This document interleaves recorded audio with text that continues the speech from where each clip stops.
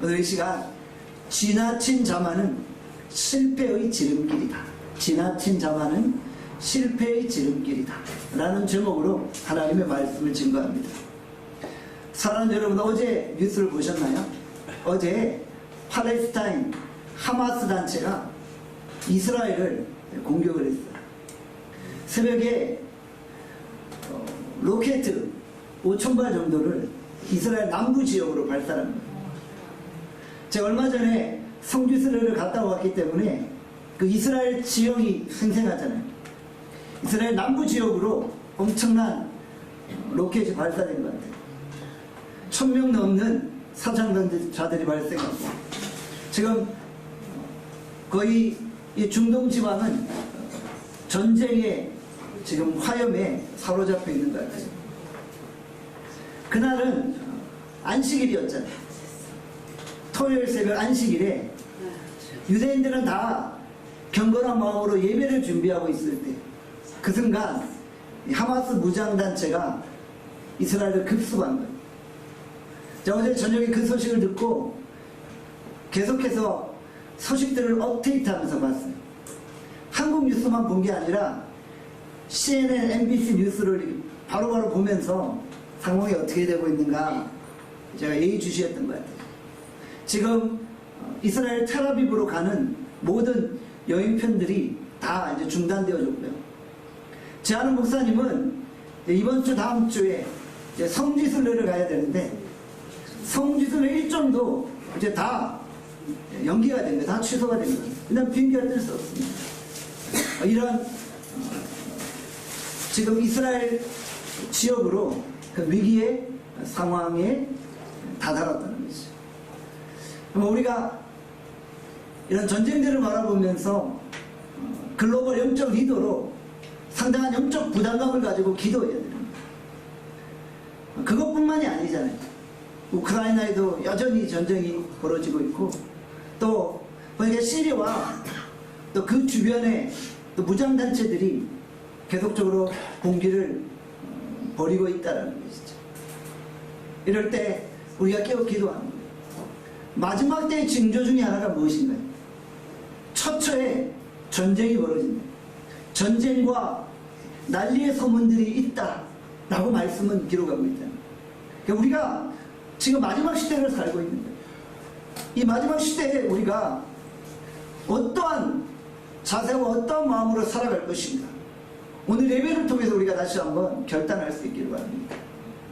제가 성지순례를 갔을 때 딱 공항에 도착하자마자 대한민국 외교부에서 문자가 왔어요. 어떤 문자일까요? 제가 설명을 드렸잖아요. 어느 지역, 예루살렘 올드시티, 뭐 어느 지역, 이 지역은 언제나 전쟁이 발발할 수 있는 위험한 지역이니까 출입을 자제하라 라는 대한민국 외교부에서의 문자가 왔어요. 제가 그것을 받고 저희 차를 운행하는 가이드에게, 운전사에게 물어봤어요. 외교부에서 이런 문자가 왔는데 우리가 성지순례를 하는 게 안전합니까? 그 가이드가 뭐라고 말하냐면요, 그런 문자가 실제로 오긴 하지만 이쪽 지역은 유대인들이 많이 사는 지역이고 철저하게 방어를 하고 있으니까 큰 문제가 없을 것입니다 라고 이야기를 합니다. 그런데 제가 성지순례 갔다 온 지 한 달이 채 지나지 않았지만 이런 일이 발생했잖아요. 여러분, 우리가 정말 우리의 삶 가운데 어떤 일이 발생할지 모른다는 사실을 우리가 기억하고 항상 정말 하나님 앞에 겸허한 마음으로 살아갑니다. 여러분 인생에서 여러분들이 계획한 대로 다 일들이 이루어졌나요? 그런 거 없잖아요. 오히려 내 뜻대로 되어진 것이 하나도 없잖아요. 인생이 그러하다는 거예요. 제가 성지순례 기간을 한 달이나 늦췄다면은 가기 전에 그런 일이 발생할 수도 있을 것이고, 또 지금 이스라엘에서 성지순례를 하고 있는 목사님들이 계세요. 그분들은 또 얼마나 이번 전쟁으로 위기감을 느끼고 있겠어요. 우리가 이런 상황들을 보면서 결국 이 땅에 안전지대는 없다. 오직 우리가 하나님을 경외하며 살아가야 되겠다 라는 새로운 결단을 할 수 있기를 간절히 원합니다. 예수님께서 6월절을 지키시려고 예루살렘으로 가셨죠. 예수님은 제자들과 함께 최후의 만찬을 벌이고 있는 거예요. 예수님은 6월절 만찬 자리에서 제자들의 발을 씻겨주고 있어요. 제자들에게 섬김의 본을 보이고 계신 거예요. 예수님이 제자들의 발을 씻겨주실 때 제자들이 뭐라고 있었나요? 제자들은 서로 누가 높고 누가 잘났고 누가 더 크냐를 가지고 싸우고 있었다는 것이죠. 누가복음 22장 24절에 보면 이렇게 말씀합니다. 같이 한번 읽겠습니다. 시작. 또 그들 사이에 그중 누가 크냐 하는 다툼이 난지라. 자, 최후의 만찬 자리에서 예수님은 제자들의 발을 씻겨주고 있는데 너희가 서로 섬김의 본을 보이라고 말씀하고 계십니다. 제자들은 지금 서로 누가 크냐, 누가 잘났냐, 누가 더 높냐를 가지고 싸우고 있었다는 거예요. 예수님이 지금 6월절 최후의 만찬 이후에 십자가를 지셔야 돼요. 이 엄중하고 이 긴급한 상황에서 제자들은 누가 크냐 누가 높냐를 가지고 싸우고 있는 거예요. 결국 누가 크냐 누가 잘났냐 이것은 어떤 문제입니까? 명예요, 권력요, 인간이 가지고 있는 그 가장 근본적인 본성의 문제라는 거예요. 내가 다른 사람들보다 더 많은 권력을 얻어야 된다. 내가 다른 사람들보다 더 많은 명예와 힘과 능력을 얻어야 된다 라는 싸움을 벌이고 있는 거예요. 제자들의 마음속에 엄청난 교만함과 자만심이 있는 거죠. 내가 저 다른 제자들보다 더 힘있고 내 권력이 있고 내가 더 잘났다는 거예요. 교만한 마음이죠. 이런 마음은 어디로부터 왔나요? 바로 사단이 준 마음이에요. 이것은 사실은 죄의 본성인 거예요. 인간이 본성적으로 남보다 더 잘나고 싶고 남보다 더 뛰어나고 싶고 남보다 더 높고 싶은 거예요. 이것이 바로 인간의 죄성이라는 거예요. 제자들이 서로 눈치를 보면서 발을 씻겨주지 않으니까 서로 발을 씻겨주지 않으니까 예수님이 나서서 발을 씻겨준 거죠. 이때 나서기 좋아한 베드로가 좀 더 목소리를 높였겠죠. 내가 더 크다라고 더 잘난 체를 했겠죠. 사실 베드로는 능력이 많은 사람이에요. 장점도 많은 사람이에요. 열정하면 자타가 공인하는 최고예요. 열정과 뜨거움과 그 속에 불이 있었던 거예요. 엔진과 추진력이 있었던 거예요. 여기 계신 분들 중에서 그런 분들이 있어요. 뭐 일을 추진할 때 막 불처럼 막 추진해내는 엔진이 있는 그런 분들이 있어요. 열정이 있고 뜨거움이 있고 저돌적인 분들이 있어요. 베드로가 그러했다는 거예요. 베드로는 무엇을 하든지 정말 시원시원하게 했어요. 뭘 하면은 제대로 일을 하는 것처럼 보였어요. 그런데 베드로가 그런 장점에도 불구하고 정작 예수님을 부인하는 실패와 실수를 경험했다. 그가 좋은 장점을 가지고 있었어요. 그럼에도 불구하고 그가 예수님을 부인할 수밖에 없었다. 왜 그랬을까요? 왜 베드로가 예수님을 부인할 수밖에 없었을까요? 우리가 이 부분을 오늘 본문을 통해 한번 살펴보고자 합니다. 누가복음 22장 23절에 보면 이렇게 말씀합니다. 누가복음 22장 33절, 누가복음 22장 33절 함께 읽도록 하겠습니다. 누가복음 22장 33절입니다. 시작. 그가 말하되 주여 내가 주와 함께 오게도 죽은 데에도 가기를 각오하였나이다. 베드로가 자신감이 넘쳐있죠. 내가 죽는 자리까지 주님과 함께 하겠습니다. 주님과 옥에도 들어가고 죽는데도 기꺼이 가겠습니다. 사실은 이 고백은 베드로의 진심이에요. 베드로가 거짓으로 말한 건 아니에요. 다혈질적이고 뜨거움이 있는 베드로가 진실로 예수님께 고백을 하는 거예요. 자신감이 넘쳤어요. 그런데 그 자신감이 인간의 연약함으로 말미암아 실수와 실패로 나가게 되었다는 것이죠. 베드로가 자신감이 있었는데 그 자신감이 지나친 자신감이 될 때 결국 베드로는 예수님을 부인하게 되었다는 것이죠. 예수님이 베드로를 지목하면서 뭐라고 말씀하세요? 누가복음 22장 31절에서 32절입니다. 31절에서 32절 읽겠습니다. 시작. 시몬아 시몬아 보라 사단이 너희를 밀가부르듯 하려고 요구하였으나 그러나 내가 너를 위하여 내 믿음이 떨어지지 않기를 기도하였노니. 아멘. 예수님이 분명히 베드로에게 조심하라는 경고의 말씀을 하셨어요. 그렇죠? 베드로, 너 사단이 너를 지금 밀가부르듯 너를 공격하고 있어. 너 안에 뜨거움도 있고 열정도 있고 자신감도 있는데 그게 자칫 잘못하면 사단의 공격으로 말미암아 실패의 자리로 나아가는 지름길이 될 수 있어. 그러니까 조심하라고 말씀하죠.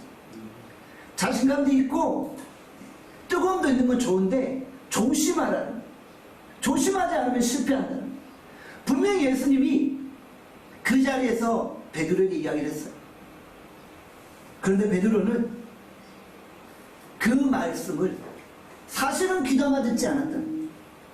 베드로에게는 묘한 자만감, 자신감도 있었지만 또한 예수님의 말씀에 대한 반발심도 있었던 거예요.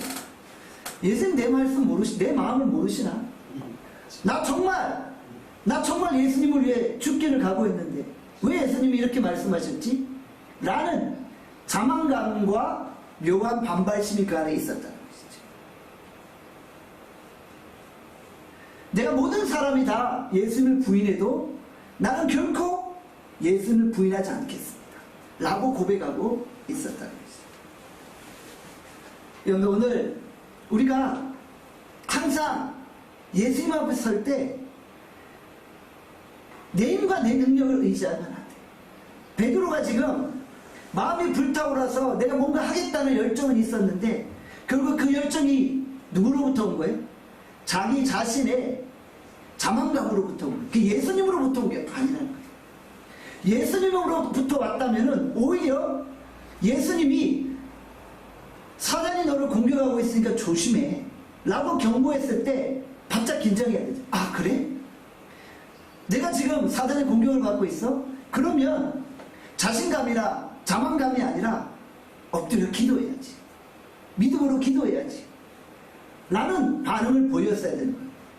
그런데 베드로는 오히려 주님 그렇지 않아요. 주님 그런 소리 하지 마세요. 나 절대 주님 버리지 않아요. 이게 예수님으로부터 온 자신감이 아니라 자기 자신의 의에 의한 자신감이었다. 예수님이 지금 그걸 지적하신 거예요. 그걸 내려놓는 거예요. 만약에 베드로가 자신의 그 의를 내려놓고 예수님을 철저히 신뢰했다면 사실은 예수님 부인하지 않았을 수 있었어요. 실수하지 않았을 수도 있었다. 예수님이 준비하라고 할 때 정말 우리가 철저히 준비되어 하나님 앞에 서는 거예요.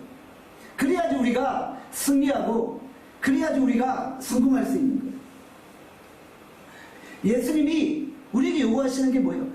너의 힘, 너의 능력 의지하지 마. 항상 겸손하게 엎드려. 왜냐하면 인간이 본성적으로 권력을 얻고 성공하고 본성적으로 남보다 높고자 하는 마음이 있잖아요. 그 마음을 우리가 잘 다스리고 그럼에도 불구하고 항상 겸손히 엎드릴 때 거기에 하나님의 은혜가 있습니다. 거기에 하나님의 은혜가 있습니다. 항상 인생의 무게중심을 어디에 둬요? 예수님께 두는 거예요. 내 의, 내 능력에 두지 않는 거예요. 아무리 환경이 잘 될 것 같아도 그럼에도 불구하고 우리는 항상 주님 의지하고 기도하고 엎드립니다. 그럴 때 우리에게 구원의 은혜가 있다. 누가복음 22장 45절에서 46절에 이렇게 말씀합니다. 45절에서 46절 함께 읽겠습니다. 시작. 기도에 일어나 제자들에게 가서 슬픔으로 인하여 잠든 것을 보시고 이르시되 어찌하여 자느냐 시험에 들지 않게 일어나서 기도하라 하십니다. 자, 결국 예수님이 베드로에게 기도하라는 말씀을 하셨죠. 이 상황은 어떤 상황이에요? 이제 6월절 만찬을 마치고 예수님이 겟세마네 동산으로 올라가 제자들과 함께 기도하는 자입니다. 이때 누구를 데려갔나요? 베드로와 야고보와 요한을 데려갔어요. 지난번에 변화산 사건 때도 예수님이 누구를 데려갔어요? 베드로와 야고보와 요한만 데려갔어요. 변화산으로 올라가서 기도하셨어요. 변화산이 오늘날 어떤 산이라고 했죠 제가? 헐몬산, 헐몬산. 가이사랴 빌립보 조금 위에 있는 헐몬산. 거기에 기도하러 올라가셨어요. 지금 예루살렘에 있는 겟세마네 동산에도 예수님이 기도하러 올라가셨어요. 왜 기도하러 올라가셨나요? 이제 곧 예수님이 십자가를 지셔야 하기 때문에 그 십자가에 대한 무거움 때문에 기도하신 거예요. 또한 베드로를 위해서도 기도하신 거예요.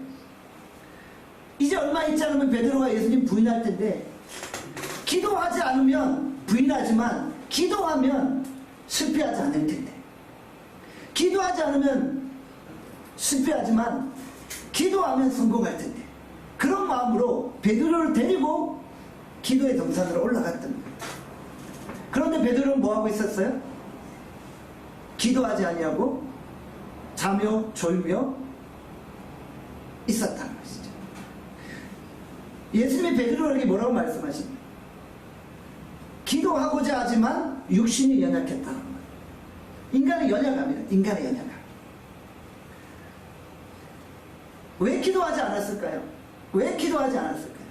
저는 이 기도하지 않았던 원인 중에 하나, 육신의 연약함의 원인 중에 하나가 자만감이라고 생각해요. 나 절대 예수님 버리지 않을 텐데, 나 예수님이 절대 부인하지 않을 텐데, 그런 자신감이 너무 셌던 거예요. 그러니까 예수님을 부인할 수밖에 없어요. 그러니까 결국 우리가 주님 앞에 서서 항상 기도하는 거예요. 기도하고 깨어있는 거예요. 우리가 기도하는 길만이 사는 길임을 우리가 고백해야 됩니다. 그런데 우리가 모든 일들을 감당할 때 항상 먼저 하나님 앞에 기도하며 나갈 수 있기를 바랍니다. 기도하며 하나님의 은혜를 구합시다. 내가 기도하지 않으면 하나님의 뜻을 이룰 수 없어요. 그런데 우리가 기도하면 하나님의 뜻을 이루게 되어진다는 것이죠. 나중에 이제 베드로가 기도의 능력을 깨달았어요. 성령 받고 나니까 기도의 능력을 체험했어요. 그리고 베드로가 뭐라고 고백합니다. 베드로전서 4장 7절입니다. 베드로전서 4장 7절 읽겠습니다. 시작. 만물의 마지막에 가까이 왔습니다. 그러므로 너희는 정신을 차리고 근신하여 기도하라. 결국 베드로가 인생의 말년에 베드로 전서를 쓰면서 결국 마지막 때는 기도하는 길만이 살 길이다. 이 말씀을 베드로가 쓰면서 뭘 생각했을까요? 옛날에 겟세마네 동산에서 예수님의 그 말씀을 떠올렸을 거예요. 분명히 예수님이 기도하라고 하셨는데 내가 그때 기도하지 않았지. 그래서 예수님 부인하고 실패했지. 이제는 내가 다시는 그런 실수하지 않을 거야. 이제는 내가 다시는 그런 실패하지 않을 거야. 이제는 기도할 거야.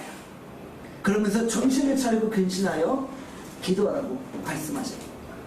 여러분, 오늘 우리가 넘어지지 않도록 깨어 기도할 수 있기를 바랍니다. 항상 하나님의 은혜를 구하며 기도할 수 있기를 바랍니다. 누가복음 20장 50절에서 51절에 또 이런 말씀을 해요. 우리 같이 한번 읽어봅시다. 시작.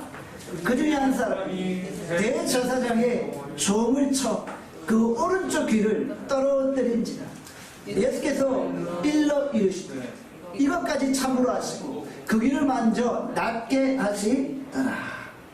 자, 베드로는 언제나 행동이 앞서는 사람이었잖아요. 이제 결국 겟세마네 기도가 끝난 이후 로마 군병들이 예수님을 잡으러 왔어요. 그때 베드로가 어떤 행동을 취했나요? 말보다 행동이 앞서는 사람이죠. 칼을 꺼내서 뭘 했어요? 대제사장의 종의 오른쪽 귀를 쳐버린 거예요. 귀를 떨어뜨려버린 거예요. 그 예수님이 뭐라고 말씀하셨어요? 그러니까 참으라. 이것까지 참으라. 결국 예수님은 베드로의 연약함을 다 알고 계셨던 거예요. 베드로가 말보다 행동이 앞서는 사람인 걸 아셨던 거예요.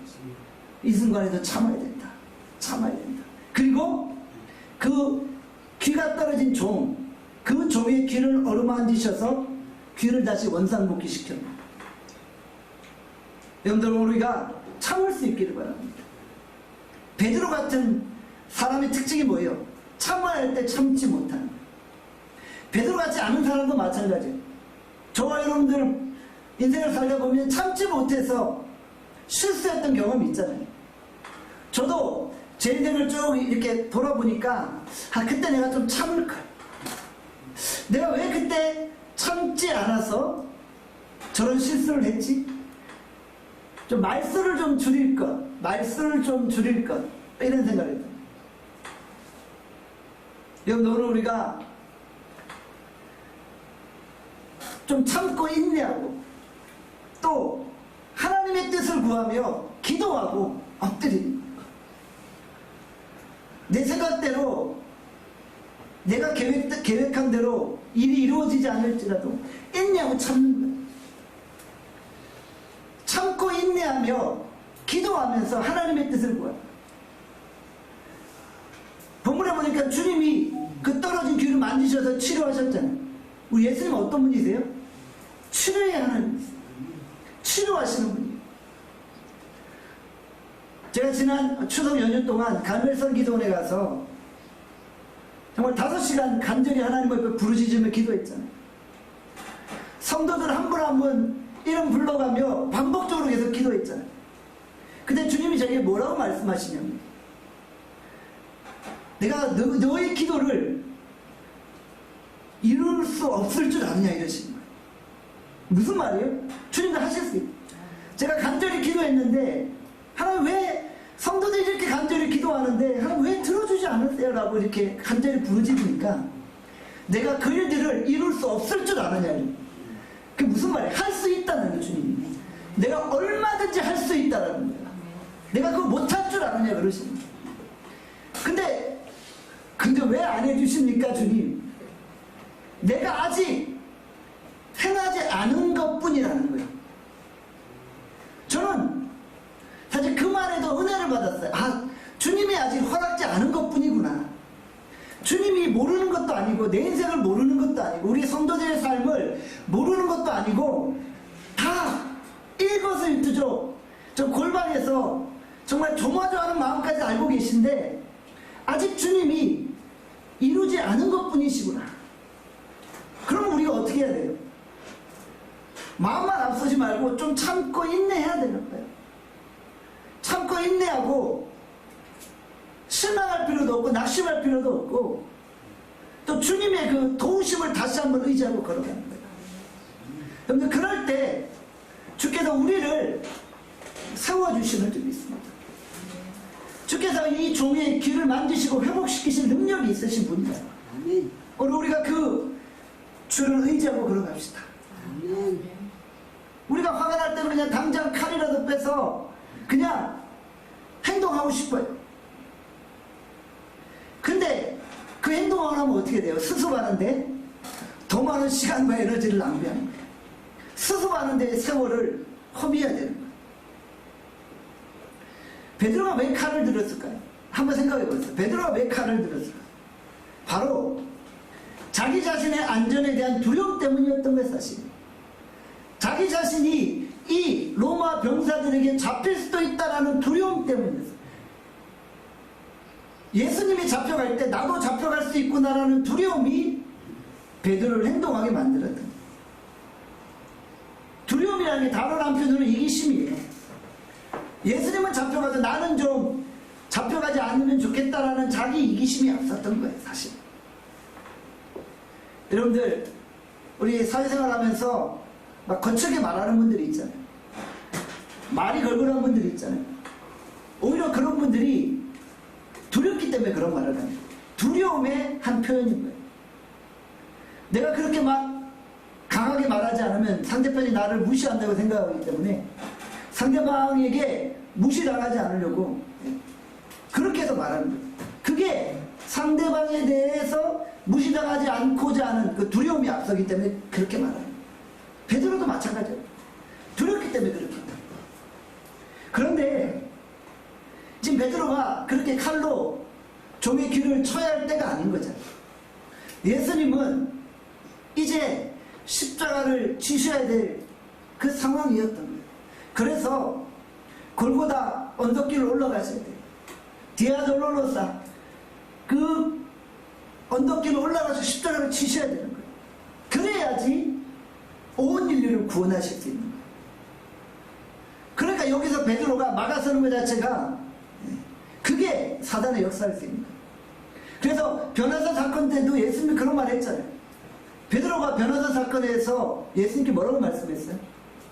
예수님 이것에 초막새 짓고 주를 위해서 또 모세를 위해서 엘리야를 위해서 하겠습니다. 그리고 예수님이 나 이제 십자가 질 거다 라고 말하니까 뭐라고 해요 베드로가? 절대 그럴 수 없습니다. 예수님 절대 십자가 질 수 없습니다.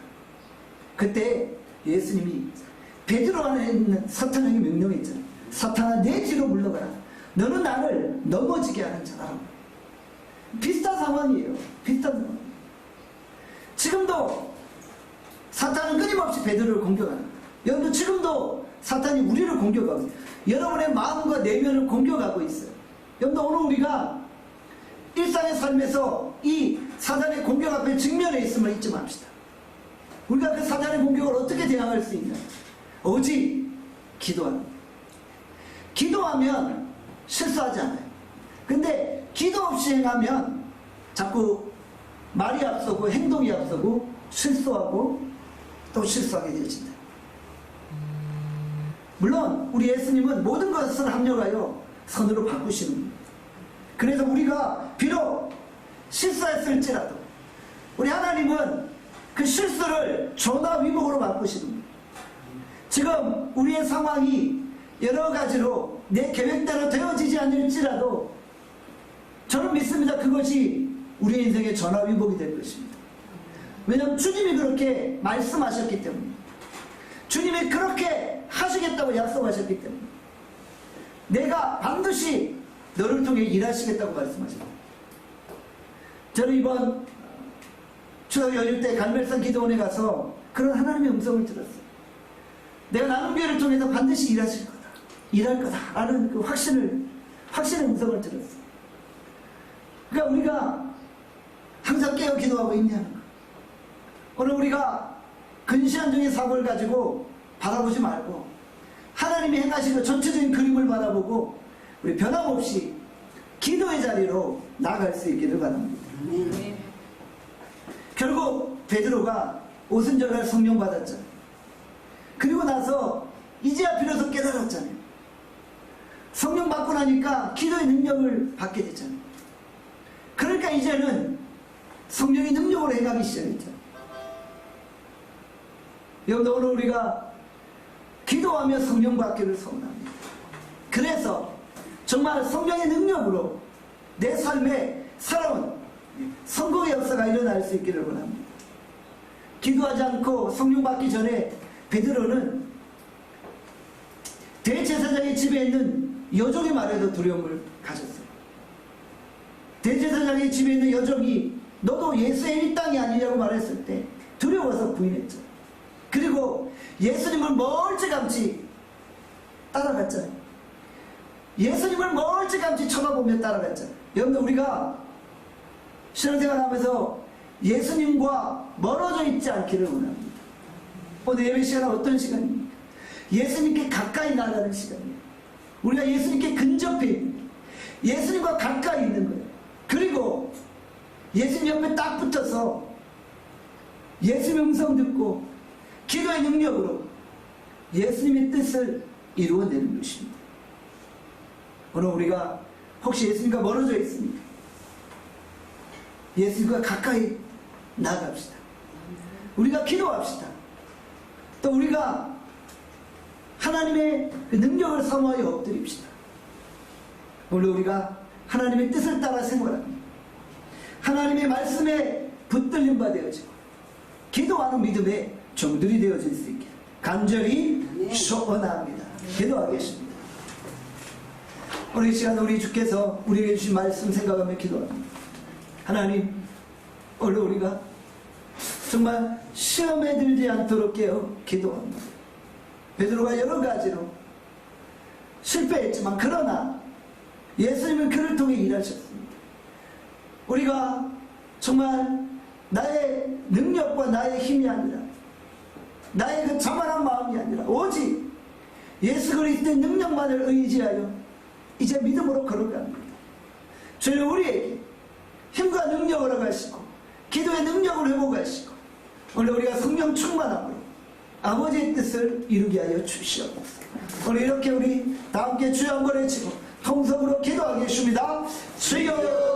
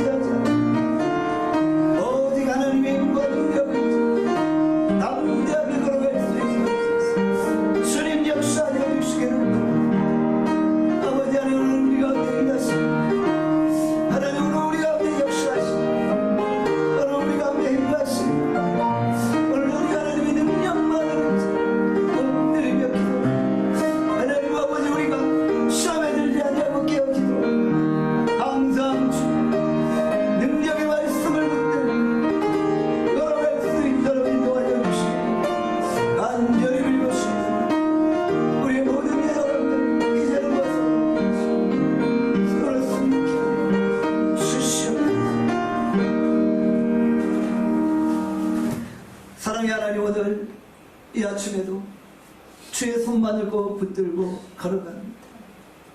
베드로가 기도하지 않았기에 예수님을 부인했습니다.